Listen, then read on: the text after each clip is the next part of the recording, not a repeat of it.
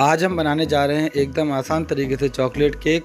Hello guys, welcome back to our channel the lockdown bakery. अगर आप सभी को मेरा केक पसंद आया हो तो प्लीज़ मेरे चैनल को लाइक, शेयर और सब्सक्राइब जरूर कीजिए।